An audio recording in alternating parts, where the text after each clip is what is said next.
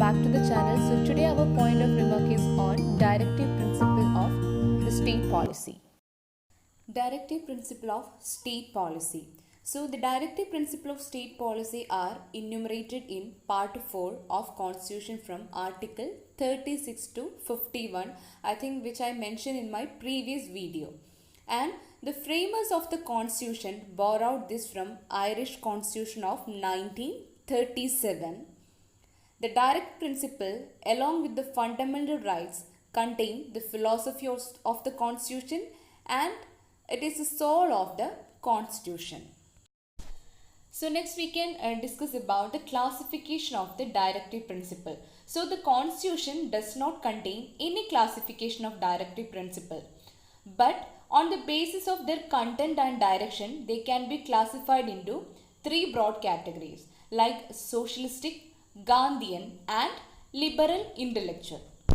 So first we can discuss about socialist principle. So these principles reflect the ideology of socialism, and they lay down the framework of a democratic socialist state aimed at providing social and economic justice and set the path towards welfare state.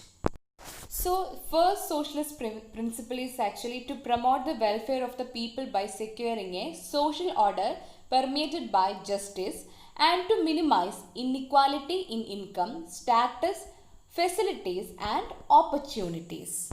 Second principle, to secure the right to adequate means of livelihood for all citizens and the equitable distribution of material resources of the community for common good, prevention of concentration of wealth and mean of production, equal pay for equal work for men and women, preservation of the health and strength of workers and children against forcible abuse, and opportunity for healthy development of children.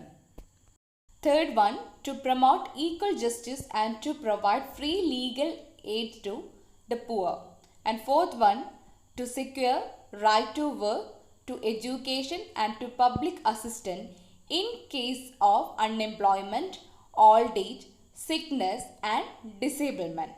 Fifth one, to make provision for just and human conditions of work and maternity relief. Sixth one, to secure a living wage, a decent standard of life and social and cultural opportunity for all workers. Next one, to take steps to secure the participation of workers in the management of industries and to raise the level of nutrition and the standard of living of people and to improve public health. So the next part of principle is Gandhian principles. So first one under Gandhian principle, to organize village panchayat and endow them with the necessary powers and authority to enable them to function as units of self-government. So it is actually discussed in Article 40. Second one, to promote cottage industries on an individual or cooperation basis in rural areas, Article 43. Next one, to promote voluntary formation, autonomous functioning, democratic control and professional management of cooperative society, Article 43B. Next one, to promote the educational and economic interest of SCs, STs and other weaker section of society and to protect them from social injustice and exploitation, Article 46. Fifth one, to prohibit the consumption of intoxicating drink and drugs which are injurious to health, Article 47. And last one, to prohibit the slaughter of cow, calves and other milch and draught cattle and to improve their breeds, Article 48. So moving on to the third section, that is liberal intellectual principles. So the principle include in this category represent the ideology of liberalism. Okay. So first one, to secure for all citizens a uniform civil code throughout the country, Article 44. Second one, to provide early childhood care and education for all children until they complete the age of 6 years, Article 45. And third one, to organize agriculture and animal husbandry on modern and scientific line, Article 48.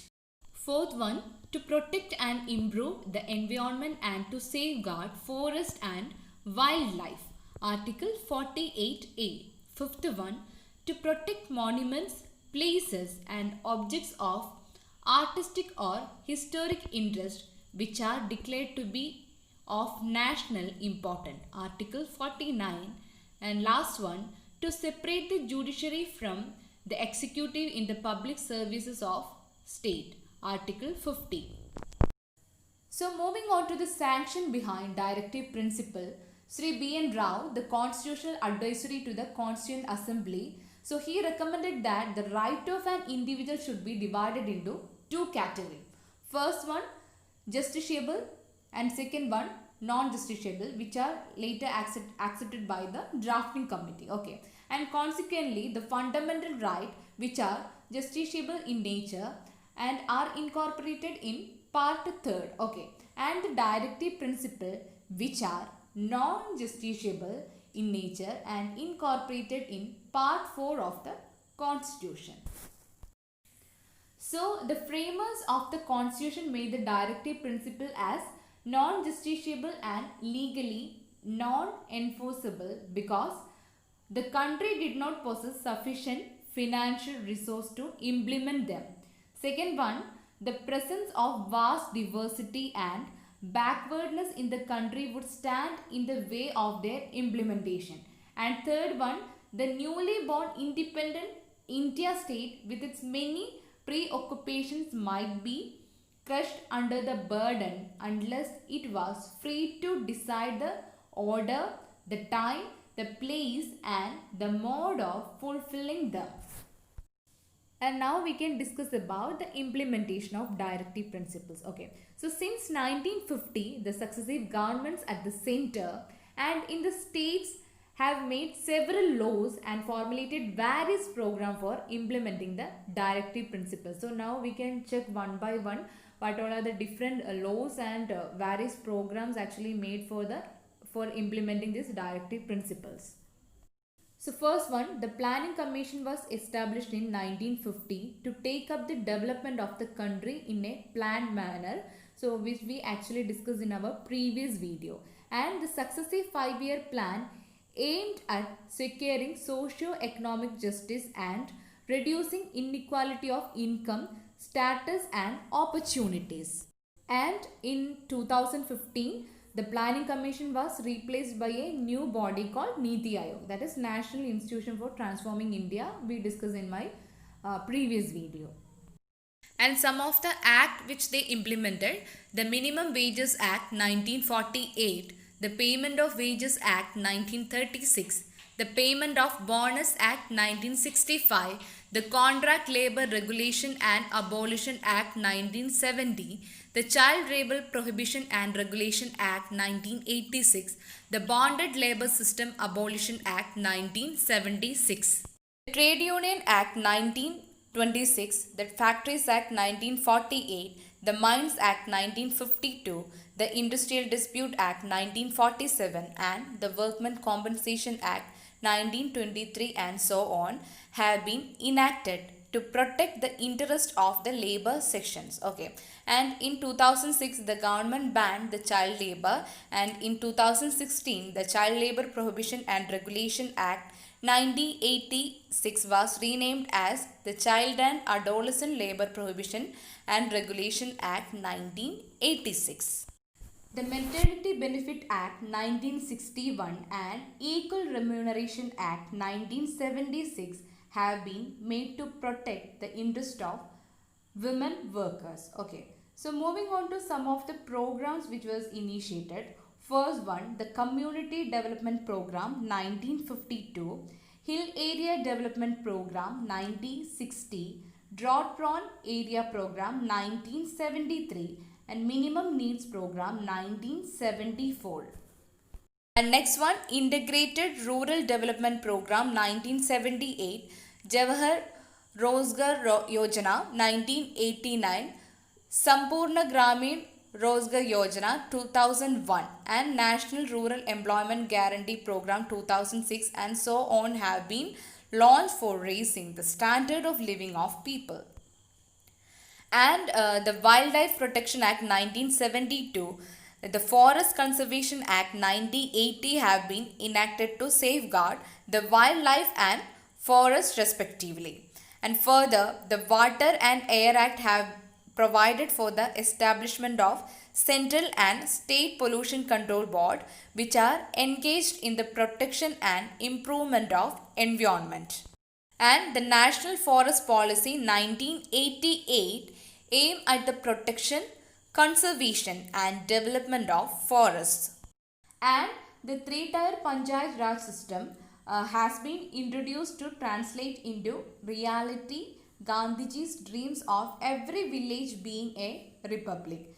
The 73rd Amendment Act 1992 has been enacted to provide constitutional status and protection to these Panchayati Raj institutions.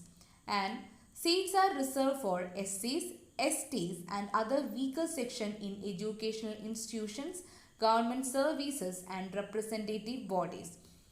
The Untouchabilities of an Act 1955, which was renamed as the Protection of Civil Rights Act in 1976, and Scheduled Caste and Scheduled Tribe Prevention of Atrocity Act 1989 have been enacted to protect the SCs and STs from social injustice and exploitation. So, various national level commissions have been established to promote and protect the social, educational and economic interest of weaker section of society, and these include National Commission for Backward Classes 1993, the National Commission for Minorities 1993, the National Commission for Women 1992 and the National Commission for Protection of Child Rights 2007. So, in spite of the above step by the central and state government, the directive principle have not been implemented fully and effectively due to several reasons like inadequate financial resources, unfavorable socio-economic condition, population explosion, and strained center-state relation and so on. Okay. Let's check some of the articles related to directive principle of state policy. Okay. So first one, Article 36, definition of state. Article 37, application of the principles contained in this part. Article 38, state to secure a social order for the promotion of welfare of the people.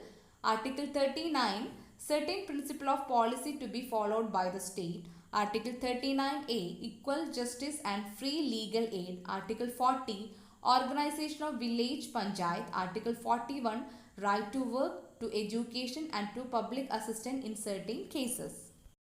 Article 42, provision for just and human condition of work and maternity relief. Article 43, living wages etc. for workers. Article 43A, participation of workers in management of industries. Article 43B, promotion of cooperative society. Article 44, uniform civil code for citizens. Article 45, provision for early childhood care and education to children below the age of 6 years. Article 46, promotion of educational and economic interest of scheduled caste, scheduled tribes and other weaker section. Article 47, duty of the state to raise the level of nutrition and standard of living and to improve public health. Article 48, organization of agriculture and animal husbandry. Article 48, protection and improvement of environment and safeguarding of forest and wildlife. Article 49, protection of monuments and places and object of national importance. Article 50, separation of judiciary from executive. And last one, Article 51, promotion of international peace and security. Thank you so much for watching my video. If you have any doubt, you can mail me or else you can comment below this video. Thank you.